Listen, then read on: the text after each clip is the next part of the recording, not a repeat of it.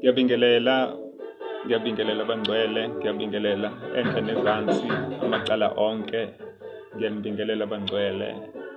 Ngiyakholwa ukuthi ukuphila kugcwele kini kuyaphuphuma. Namhlanje akukunike nginiphathele kona, ngaphandle kwayo yona leyo nto leyo bangcwele, ukuthi empilweni ziningi izinto ongaphumelela ukuziyeka, futhi nasempilweni ubonakala uchachama. You know what I'm saying? Kodwa ukukholwa akuyekwa. Akuyeka ukukholwa bazalwane, noma ngabe useyimekweni, noma ngabe usemzimeni omngakanani.